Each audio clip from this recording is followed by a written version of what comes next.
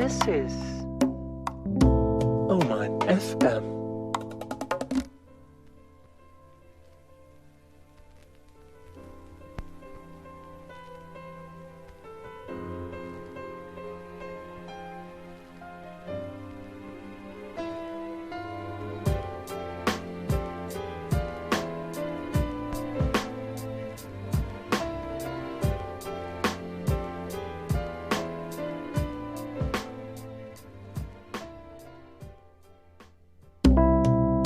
This is Oman FM.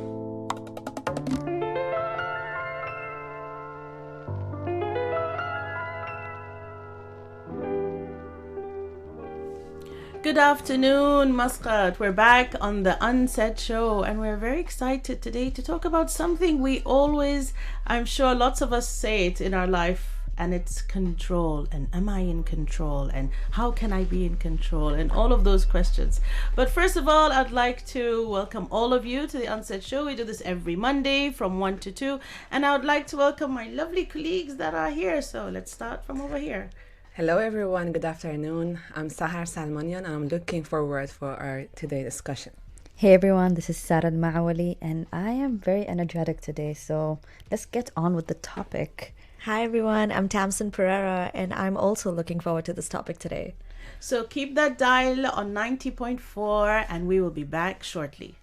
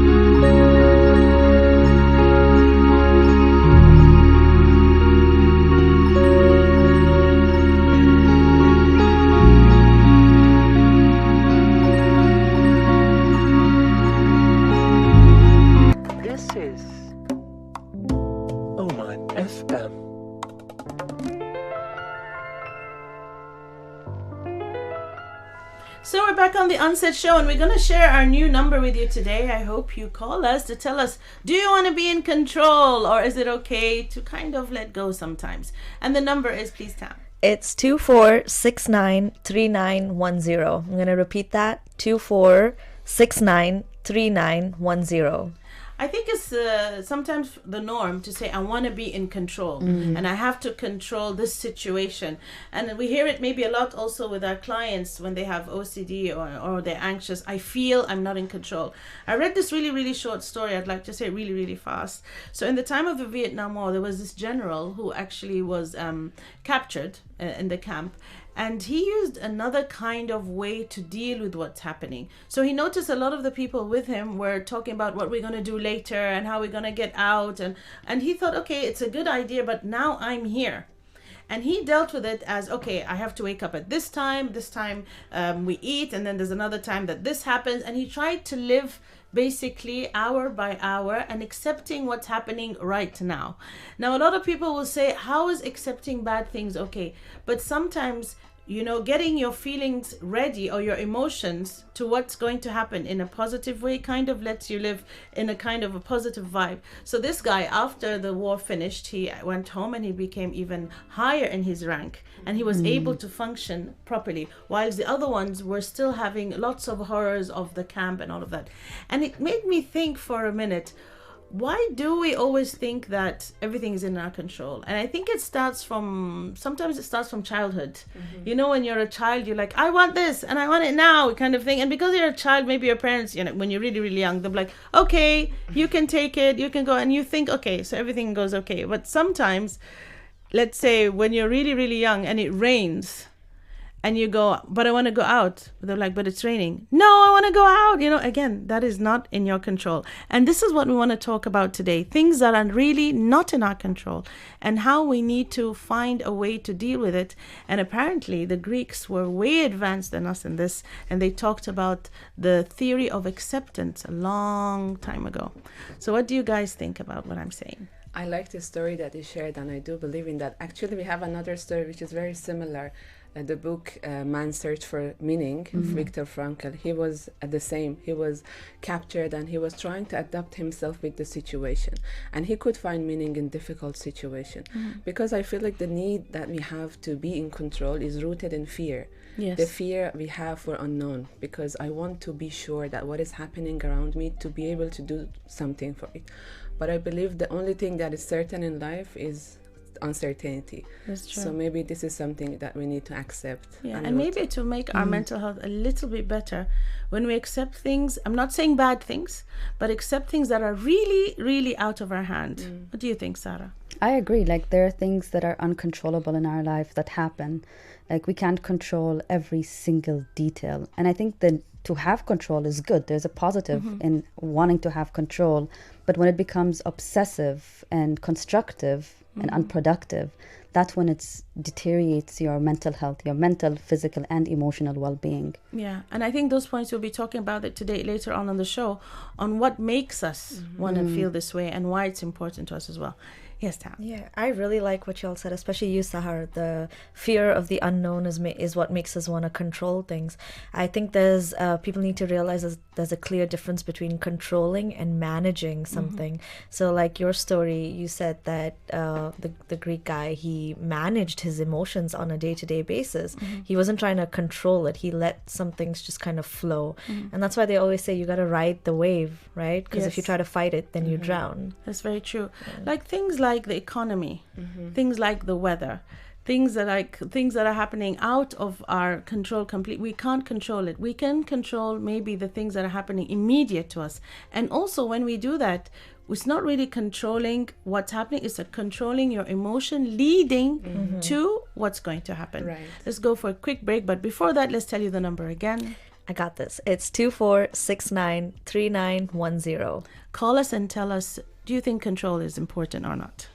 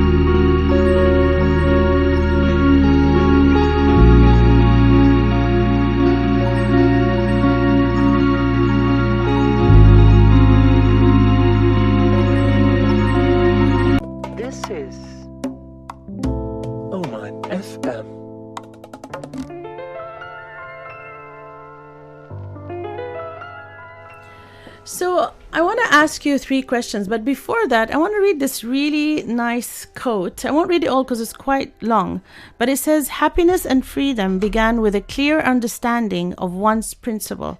Some things are within our control and some things are not. The chief task in life is simply this, to identify and separate matters so that I can say clearly to myself which are externals not under my control and which have to do with the choices I actually control." I really liked this, and I thought it's true, and we have to remind ourselves as well. And this comes also from the Romans. They are the ones who thought about this, the philosophers. And the question that they usually ask is basically, what is worrying me? What's within my control?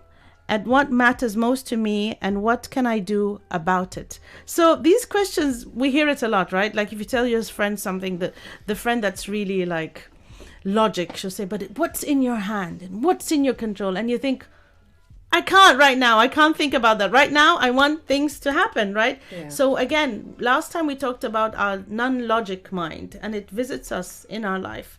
So if I was to ask, what is worrying me? Just stop for a minute. Like when you want to be in control, just stop for a minute and think, okay, but what's worrying me?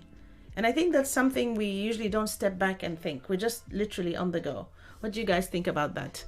I agree. I feel like sometimes we're so focused on the thoughts in our minds and not giving ourselves space to actually just sit in the moment and hear those thoughts.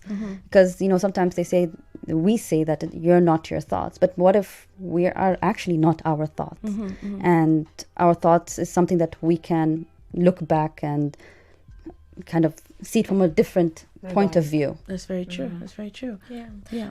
I think for a lot of individuals with ADHD or even who are on the autism spectrum, they get fixated on certain issues. So when you're fixating on an issue that you're trying to control, that changes that overlook. So a lot of times people who are dismissive of it will say, oh, just look at what's in your control and what's not within your control.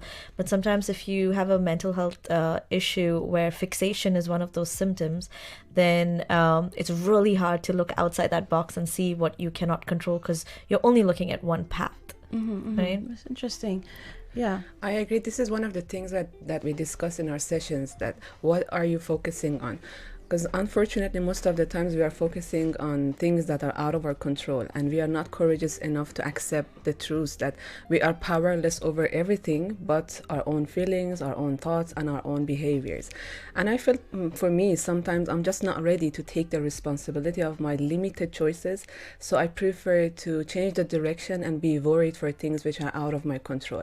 And then I get obsessed with them because, again, I'm not ready to do something for my unfinished businesses. That's true. So, for example, let's say there's a very important meeting, okay, and you're trying to get there, but then there's a new detour on the way, and you're late. You're getting late, and oh God, I'm not going to be there on time.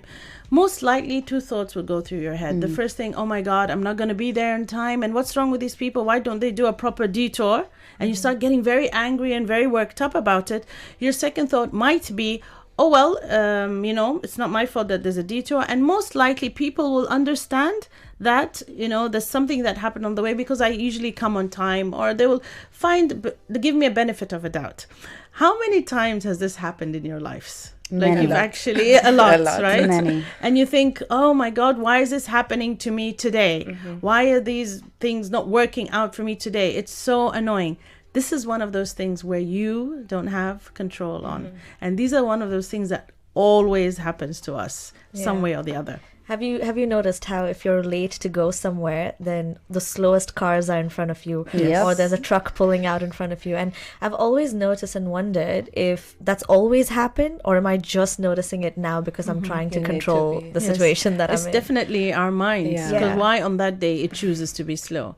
And we always watch in these movies, and mostly the FBI movies or the superpower movies, that suddenly they can control all the traffic lights and they can control everything, and then they're able to go. But even then something else happens. So even superheroes have issues. They can't have everything in control. But we would love to hear from you guys. Do you have a story about control? Do you have something that you feel, no, there's something wrong and I need to be in control? And what if something is really, really bad? Does that mean I should accept it? Because that could be something that people maybe will understand today, that we're telling them, accept your abusive relationship, or accept your abusive boss, or accept these things that are not, we're not talking about that part. We're talking about things that are really out of our control, as weather, as economies, as things that, like COVID that happened, it was really out of our control, but we were able to function with it. And that was a part of accepting. I think people that accepted that it's here, we need to work on it, were better than the people who are very in denial and didn't believe in it. So let's say the number one more time and take a short break. So call us on 24693910. I'll say it again, 24693910.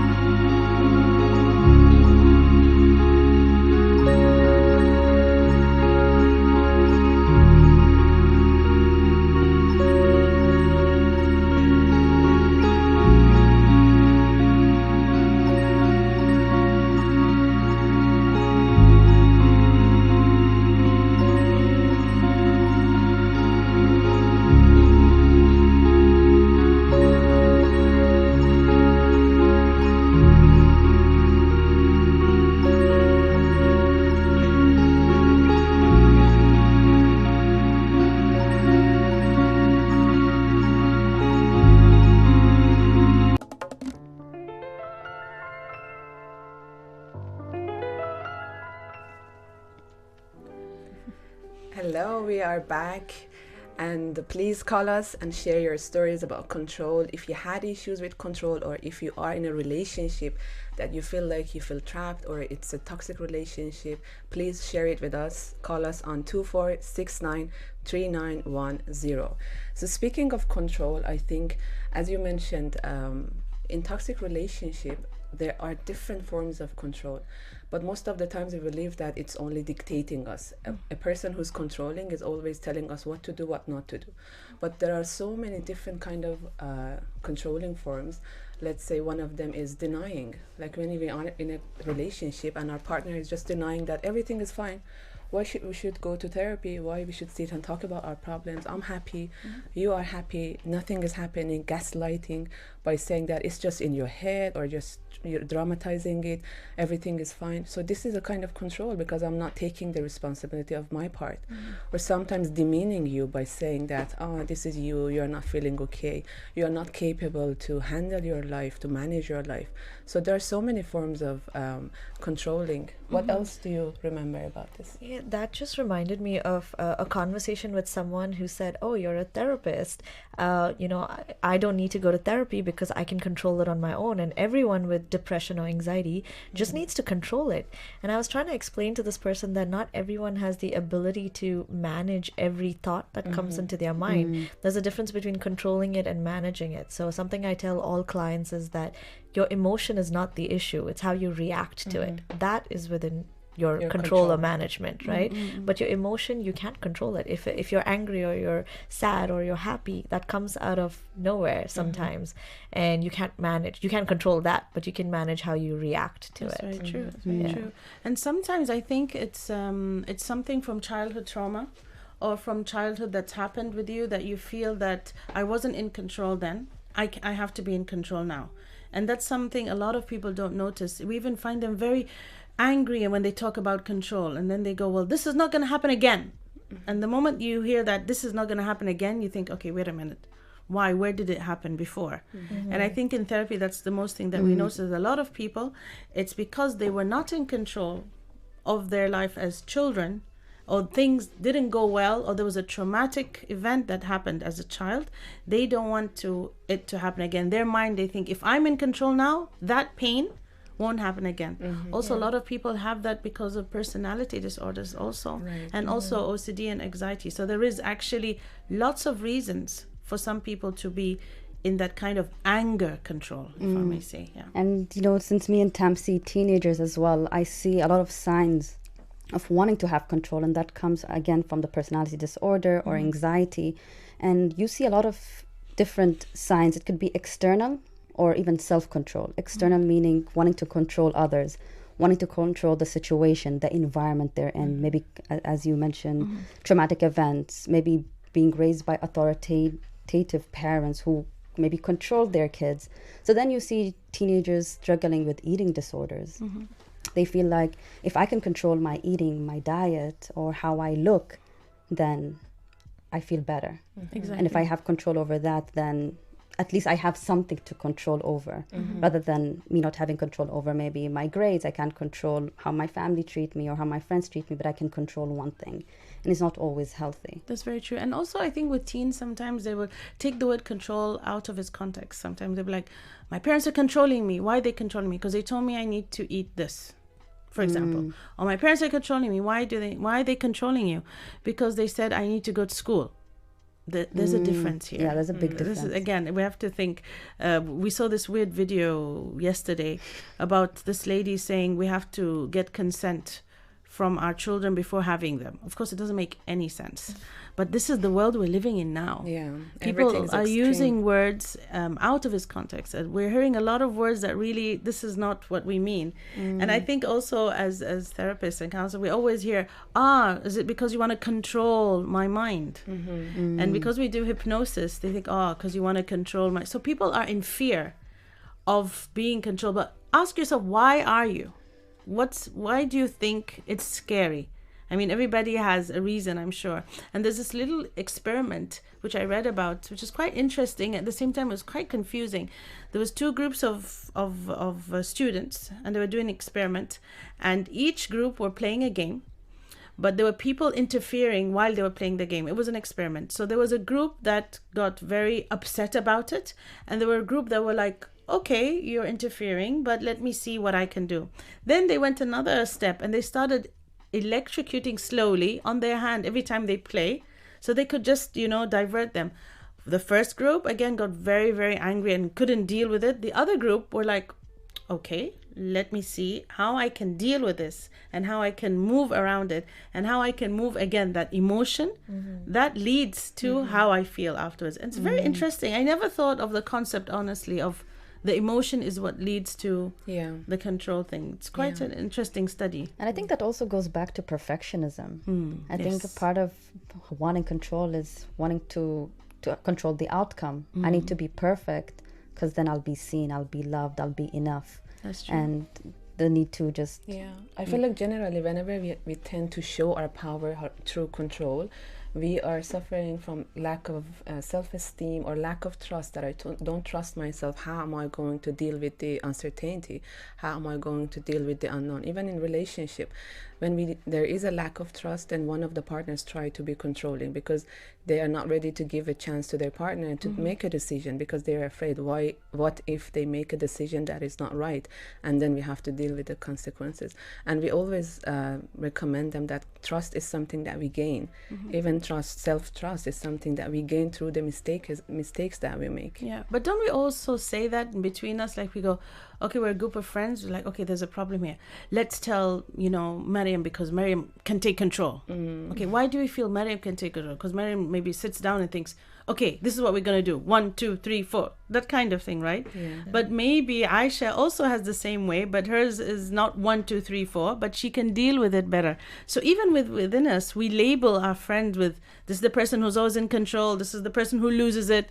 Maybe we won't invite this person because they lose it. Everybody will invite this one, and maybe we won't invite this one because this one is too in control. We want to let go. So again, within us, we use the word a lot, and it's from our own maybe fears or experience again. And it's how we're brought up, by the way, this control thing.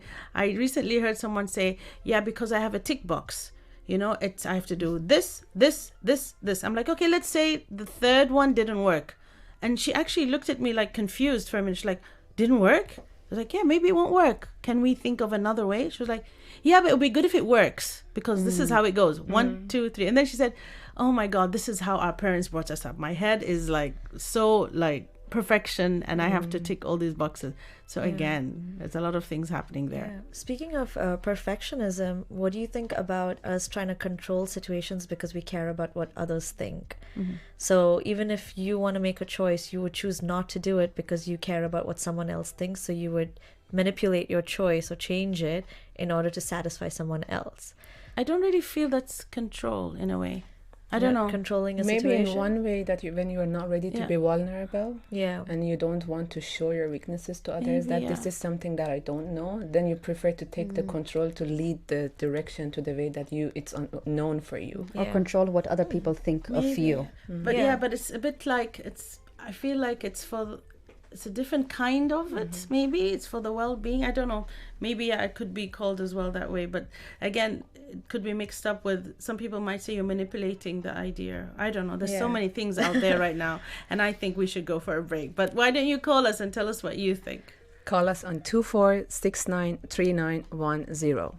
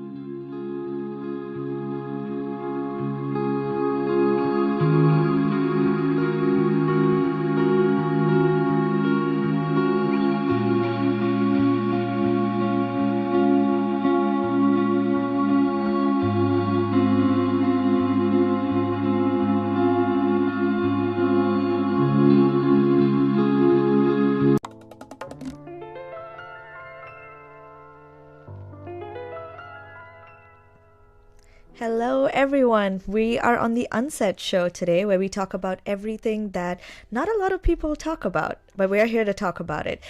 Today's topic is the need for control, and we're talking about how to manage what's within your control, what's without your control, and how to actually go along with your thoughts that you can't control.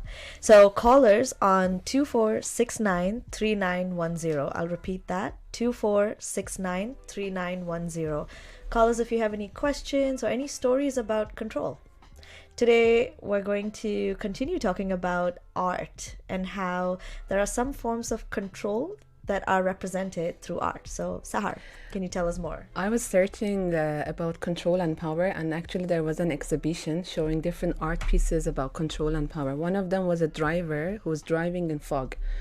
And when you're driving in fog, I'm sure every one of us has experienced it, not in Oman, other places, that when you're driving in fog, you cannot see further. Your car light only show you like one step ahead. And it's enough if you focus on that limited area, because that's the only thing that you can see. But if you try so hard to see further, backside and left and right, there is a higher possibility for you to have an accident and not reach to your destination. So I think that's a good metaphor to use in our life, that stick to those limited choices that we have and try to do something for them, and let go of the question, why is it foggy today? Why I can't see the other places? What can I see right now is enough for me to make a choice. That's a great example, because that is out of our control. For it to be foggy, for it to be rainy, heat, God knows what. It's like when somebody wants to go on a trip and then it's rain and you're like, and you get so angry. You waste the time of enjoying anything by getting angry. Although if you again think about, okay, what is this emotion and where is it coming from, it'll make it less. When I hear the word control, I always remember Janet Jackson and her song Control. The whole song, the whole of her movement, everything in that video just reminds me of, wow, this is the real definition. This is how I thought control was as a youth. I was like, it's Janet Jackson singing that song. But there's movies as well that talked about, so many movies talked about people really controlling people and being in a very bad relationship, or just having that issue of being also on the spectrum, by the way. Some people who need to have control are on the spectrum, and that's something a lot of people don't understand. And you know that because they need to do things step by step, and when it doesn't work, it really messes up everything. Yeah, I like that you said that, because when we always talk about self-compassion, but we also include a lot of compassion for other people. And sometimes when we meet people who are controlling and who don't think like us, we don't have a lot of compassion. I'm not saying make excuses for people who are very controlling, but sometimes it helps you to kind of understand them if you know where they're coming from and why they're trying to be so controlling. So then how you respond to someone who's controlling will also change. Yeah, some people say, I'm not here to be a therapist. Yeah.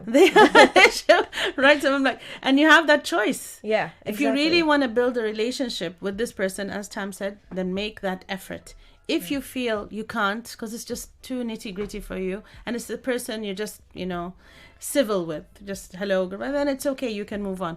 But do understand where is it coming from, and you can see it. Some people won't see it because they don't have any background of this could happen. They just feel I was in a controlling family and now I'm listening, I can't do this anymore, that kind of thing.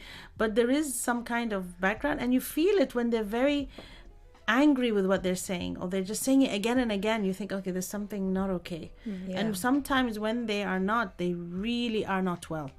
When they can't do that, they get really disoriented, very angry, very disturbed. So it's a very serious thing. I want to bring up another perspective as well, because Sara and I see teenage clients and kids.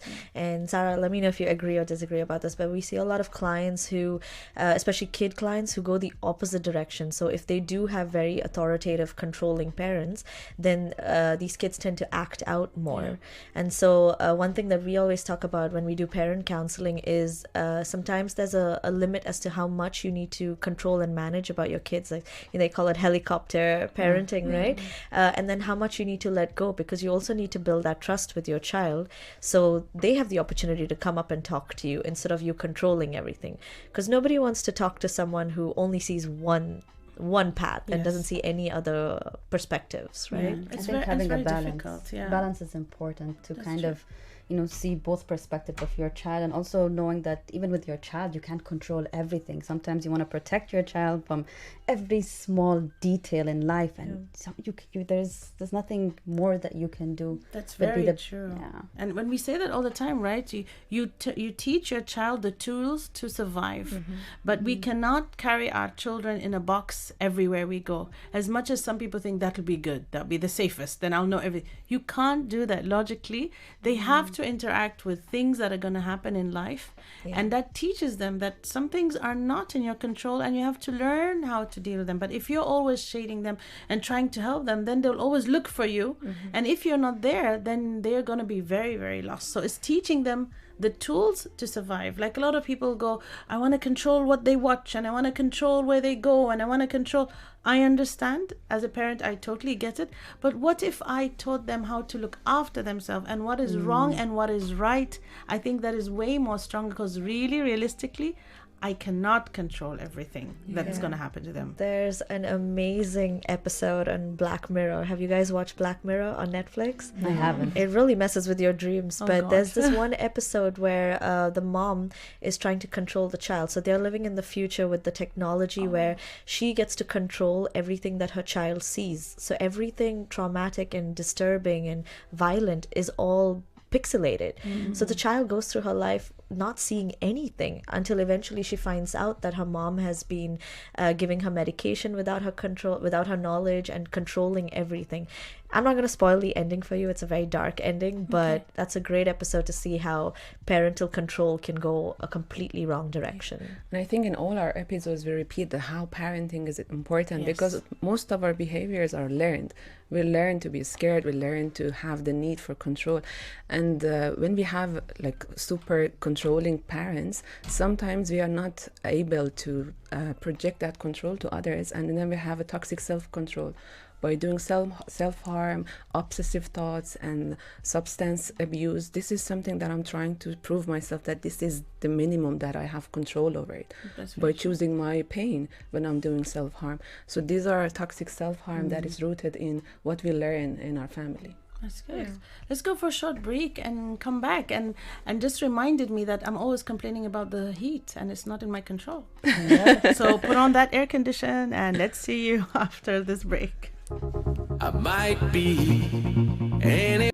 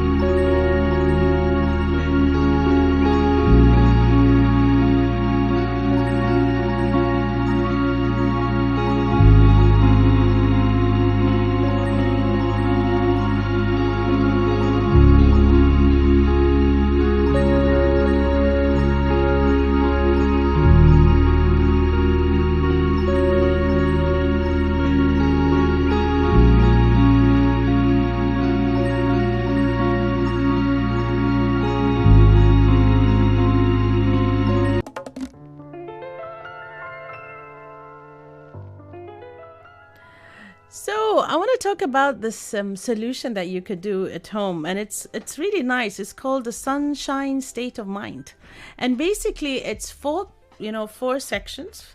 And basically, you write in the first section, wasting your energy. So first of all, why are you wasting your energy on this idea? That's the first section, okay? The second section will be being paranoid. So, when we're not in control, like, oh my God, everything's going to be messed up. I need to think about it. So you put that in the next one. The third one has you're losing opportunities. So when we always want to be in control, we literally lose opportunities. And people don't think about that. They think, no, I'm not. I'm like, yes, you are. Because you feel you're not in control, so you just leave it. Or you feel I'm not going to succeed in this job, so you don't go to the interview because I can't control the questions. The last one is the sunshine state of mind, which is basically understanding that not everything is in your control. And it doesn't mean that this sunshine state of mind, that means it's the glory and that's it, nothing else is going to get messed up. But it's a kind of calmer, and it's something that you understand that, okay, right now, this is not going to work. We talked earlier about the idea of going to a meeting and either thinking that, oh my God, everybody's going to think I'm a waste of space, I'm not good, and then we talked also about the person thinking they would understand. And this is a calmer, this is a sunshine state of mind situation. And it happens a lot in our life where we think, okay, why am I doing this? And then the second one's like, oh my God, I'm paranoid because everybody's going to get upset. And then the third one is basically you probably won't even go to this event because you're like, I'm late, so I'm not going to go. But then when you're in the fourth one, you're like, okay, it's fine. This is what's happening. Let me see how I can deal with it. And it's accepting that thing at that time. Interesting. You recently started talking about inner voices, and I think it is related to everything. So as you said, I feel like we have that sunshine inner voice in our head. It's up to us what to choose to believe. That dark voice, which is telling us you are late and everyone is going to judge you, or the other one, which is telling you it's fine, Sahar, you can be late and maybe they can understand you. So that choice is my power, is my control. And some people think that inner voices, I'm taking it from the psychological side of things that happen when we panic, but there's also the positive inner voice, the one that says, no, you can do it. And we always see that in movies, right? I think when we were younger, it was the bad angel and the good angel. There was on the on the right and the left, and you're trying to push them away. But that does happen. There's a lot of things that we want to do. And that's why a lot of things, when we talk about, especially in mental health, and the reasons why I tell people sometimes the taboo will never really disappear, because there's some things literally only you and and you just feel I can't let anyone see this part of me because it's so maybe dark or upsetting or God knows what. So again, there's a lot of things that we try to control which is not in our control. I like that method, the sunshine method. There's something else I use with my clients as well. It's called the circle of control, or the locus of control, where we put in 2 circles. Your inner circle is the things you have control over, and the outer space of the circle is the things you don't have control over. Like you don't have control of the efforts, the outcome of the efforts you put in. You don't have control over what people are going to think, going back to arriving late. Even if someone does think, oh, they're late, but you don't have control over what they're going to say, but you have control over what you think. Yes, and you can't do anything about it. You can't do anything. You can't do anything about it. And I think that happens, right, with a lot of things. Recently, we did something on the weekend, and something got messed up a bit, and we were like, oh, what do we do now? And I think I was like, you know what? Let's think about it later. Let's just think, because there is no use thinking about it right now. Let's think about it later on. That reminds me of my Burl Hickman trip where we set camp and then the water kept coming in. And so we started digging a little moat so that the water would collect over there.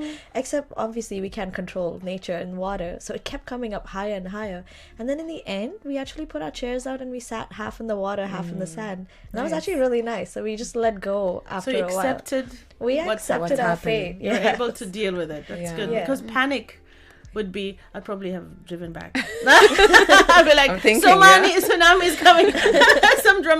some film. But that's good. You guys accepted this is what's happening. Let's see how we can deal with it. Really As you said, letting go is one of the techniques, one of the solutions. Let go of the question why, because there are so many whys we have in the life and we can't get the answer for that. Instead of asking why this is happening, maybe I can change my question to what can I do for it right now. It helps me to be in the moment and to stick to the available options that I have. Just asking yourself that question, what is really bothering you right now, and can you fix it right now, or shall we give it a chance? Let's say the number again and go for a short break. Call us on 24693910. I say it again, 24693910.